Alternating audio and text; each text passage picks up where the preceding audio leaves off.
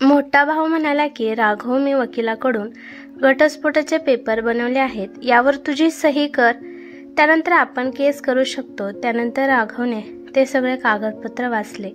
तो म्हणाला की अरे दादा, ती एवढ्या पण खालच्या थराची नाही जेवढे तुम्ही तिच्यावर आरोप लावले आहेत. मोठा भाऊ म्हणाला की अरे, घटस्फोट लवकर घ्यायचा असल्यावर हे सगळं लिहावेच लागते, आणि जर तुझे तिच्यासोबत कोणतेच संबंध राहिले नाही तर मग तिची काळजी का करत आहेस? अरे दादा, मी तिची काळजी करत नाही, पण ती माझ्यासोबत 3 वर्ष राहिली आहे.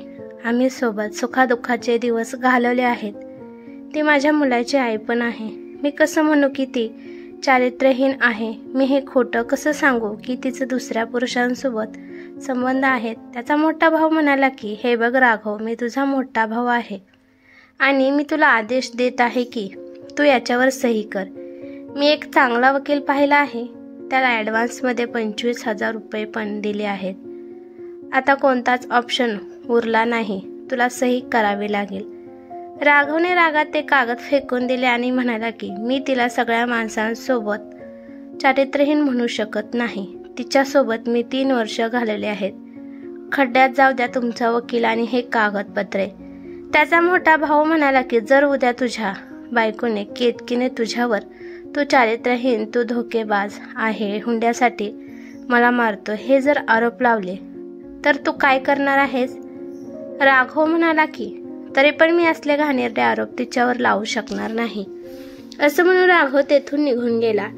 इकडे माहेरी केतकीची तब्येत खूपच खराब होती. तिच्या दोन्ही पण भावजया तिला त्रास देत होत्या. कोणतं पण कारण काढून तिला भांडत होत्या. छोट्या छोट्या गोष्टीसाठी तिला टोमणे देत होत्या. त्या दोघी भावजया त्यांच्या नवऱ्याला हे सांगत होत्या की कुठपर्यंत या बाईला आमच्या उरावर ही तर ठेवणार आहात. एकतर हिला तिच्या नवऱ्याच्या घरी पाठवा, नाहीतर हिचा घटस्फोट करून एखाद्या लंगड्याला आंधळ्याला सोबत लग्न करून या घरातून तिला पाठवून द्या. केतकीच्या आईमुळे त्या भावजया शांत होत्या, नाहीतर त्यांनी कधीच केतकीला घराच्या बाहेर हाकलून दिलं असतं. पण हे कटू आहे की नवऱ्याने सोडून दिलेल्या मुलीला भावाचं घर नरक सारखं असतं. जोपर्यंत भावाचं लग्न झालेलं नसतं तेव्हा जास्त त्रास होत नाही. केतकी तिच्याच घरात घाबरून राहत होती. ती शांतपणाने तिचं काम करत असायची आणि खोलीत जाऊन रडत असायची. तिचा मुलगा आता 5 वर्षाचा झालेला आहे. जेव्हा तिचा मुलगा खोलीतून बाहेर जात होता तेव्हा तिच्या भावाची मुले त्याला चिडवत होते किंवा मारत असायचे. तेव्हा तिच्या मुलाची चूक नसताना तिच्या भावजया तिच्या मुलाला मारत असायच्या. त्यामुळेच घरात हंगामा होत होता. केतकीला तिच्या मुलाला कोणी मारलेला आवडत नव्हतं. या भांडणामुळे केतकीच्या मोठ्या भावाने एके दिवशी घटस्फोटाचे कागद केतकी पुढे ठेवले आणि तो म्हणाला की केतकी, तुझं अजून खूप आयुष्य पडलं आहे. हे आयुष्य एकटीने तुला घालवावं अशी माझी इच्छा नाही आणि एकटीने हे आयुष्य कडेला जात नसतं. त्यामुळे मी विचार केला आहे की तू राघवकडून घटस्फोट घे. मी वकिलासोबत बोललो आहे. एका वकिलाला सगळी केस समजून सांगितली आहे. मी हे कागदपत्र बनवले आहेत, तू याच्यावर सही कर. कागद न पाहता केतकी म्हणाली की दादा, मी घटस्फोटाच्या पेपरवर सही करणार नाही. हे बघ केतकी, मी तुझा मोठा भाऊ आहे.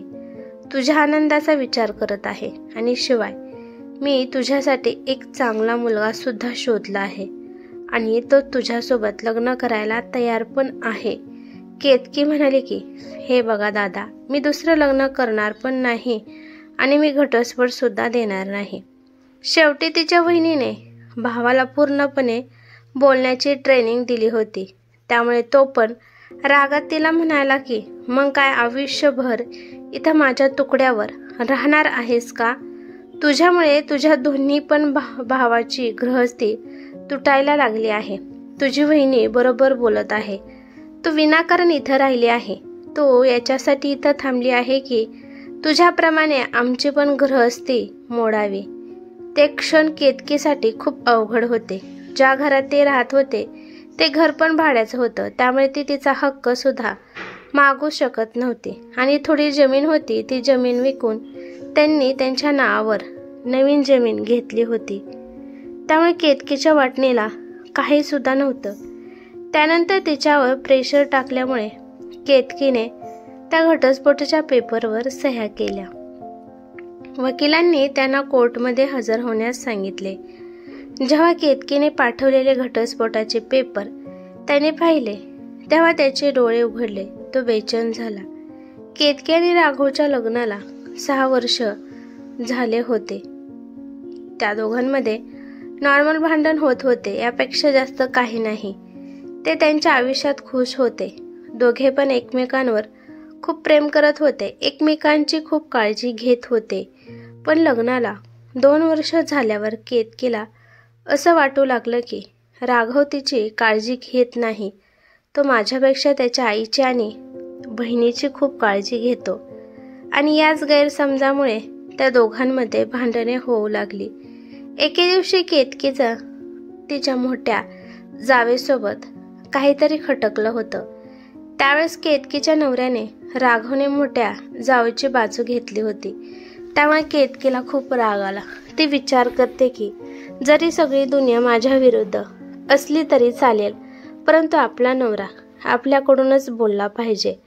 पण आज तिचा नवरा तिच्या बाजूने बोलला नाही, म्हणून तिला राग आला होता आणि तिचं मन पण दुखलं होतं. आणि त्याच वेळेस केतकी तिच्या मुलाला घेऊन माहेरी निघून आली. त्यावेळेस केतकी राघवपाशी 3 वर्ष राहिली होती आणि तिला आता माहेरी येऊन 3 वर्ष झाले आहेत. त्यानंतर दोघांच्या युगोमुळे कोणीच नमतं घेत नव्हतं. केतकीला वाटत होतं की तिच्या नवऱ्याने तिच्यापाशी येऊन तिची माफी मागून तिला घरी घेऊन जावं. आणि राघवला वाटत होतं की जर ती स्वतःहून घर सोडून गेली आहे तर तिने स्वतःहून माघारी यावं. आणि दोघांच्या मध्ये पण समजून सांगणारा कोणच नव्हता. आणि बघता बघता 3 वर्ष निघून गेले. ते दोघं फोनवर पण बोलत नव्हते. घरात जर एक समजूतदार माणूस असेल तर नातं टिकवण्यासाठी मदत होते. पण राघवच्या आईला, भावाला, भावजयाला, बहिणीला असं वाटत होतं की केतकीने माघारी येऊनच नाही. इकडे केतकीच्या भावाने एकदा जाऊन बोलण्याचा प्रयत्न केला होता, पण तिथे गेल्यावर राघवच्या आईने आणि भावाने तिच्या भावाचा खूप अपमान करून तेथून लावलं होतं. राघव आणि केतकीच्या घटस्फोटाची पहिली सुनावणी होती. घटस्फोटाच्या पेपरमध्ये केतकीच्या भावाने राघवच्या पूर्ण फॅमिलीबद्दल त्यात निगेटिव्ह लिहिले होते. ठरलेल्या वेळी ते कोर्टमध्ये पोहोचले. केतकी तिच्या मोठ्या भावासोबत कोर्टमध्ये आली होती. कोर्टच्या बाहेर केतकी आणि तिचा मुलगा उभा होते. तिचा भाव कोणाचा तरी फोन आला म्हणून तिच्यापासून जरा लांब गेला होता. तेव्हा तिथे एक माणूस आला आणि तो केतकीला म्हणाला की अगे बाळा, घटस्फोटाची सुनावणी होण्याच्या आधी तुला एकदा नवऱ्यासोबत बोलायचं आहे का? कारण तुझ्या नवऱ्याला तुझ्यासोबत बोलायचं आहे. 1 मिनिट केतकी विचार करू लागली आणि म्हणाली की हो, मला पण सुनावणीच्या आधी माझ्या नवऱ्याला भेटायचं आहे. तो माणूस केतकीला एका साईडला घेऊन गेला. तिथे रिक्षात राघव बसला होता. त्यानंतर केतकी तिच्या मुलाला घेऊन त्या ऑटोमध्ये बसली. तो माणूस त्या दोघांना घेऊन त्याच्या घरी गेला. घराचं कुलूप उघडल्यावर तो माणूस त्या दोघांना म्हणाला की तुम्ही इथं बसा. तो म्हणाला की माझं नाव शंकर आहे. मी कोर्टच्या बाहेर रिक्षा घेऊन उभा असतो. मी इथं एकटाच राहतो. 20 वर्षापूर्वी माझी बायको मला सोडून गेली आहे. आमच्या दोघांमध्ये छोटं मोठंसं भांडण झालं होतं आणि ती माहेरी जाऊन बसली आहे. घटस्फोटाच्या वेळेस आमच्या नातेवाईकांनी आम्हाला एकमेकांना बोलण्याची संधीच दिली नाही, त्यामुळे आमचं नातं टिकू शकलं नाही. घटस्फोटानंतर माझ्या बायकोचं दुसरं लग्न झालं आहे, पण मी अजून एकटाच आहे आणि ऑटो चालवून मी माझं पोट भरत आहे. अचानक आपली गृहस्थी बिघडल्यावर खूप दुःख होतं. राहून राहून त्या जुन्या आठवणी समोर येतात आणि खूप वाईट वाटतं. एक मनात खंत राहते की घटस्फोटाच्या आधी बायकोला एकदा भेटून बोलायला पाहिजे होतं. कदाचित मी माझा घमंड राग सोडून तिला मनवायला जायला पाहिजे होतं. घटस्फोट झाल्यानंतर मी विचार केला होता की जी चूक माझ्याकडून झाली आहे ती चूक मी कोणाला पण करून देणार नाही. त्यामुळे मी कोर्टच्या पुढेच रिक्षा लावून थांबत असतो आणि वकिलांकडून चौकशी करत असतो की कोणाकोणाचा घटस्फोट होणार आहेत. मी माझा शेवटचा प्रयत्न करून बघतो. जर त्यांना मान्य असेल तर ते बोलतात, नाहीतर काही इगो आणि घमंड तसेच ठेवतात. नवरा बायको या नात्यांमध्ये इगो आणि घमंड अजिबात नसला पाहिजे. तुम्ही भांडण करा, रुसा, परंतु लहानपणी जशी भाऊ बहिणीचे भांडण होत होते की एका क्षणात भांडण आणि एका क्षणात बोलणं, अशा प्रकारे रुसायला आणि भांडायला पाहिजे. तुमचा निर्णय तुम्ही सांगा. तुमच्या दोघांमध्ये तिसऱ्याला येऊन देऊ नका. मला माहीत आहे, एकदा कोर्टची पायरी चढली तर समोरचा आपला दुश्मन आहे अशा प्रकारे बोलावं लागतं.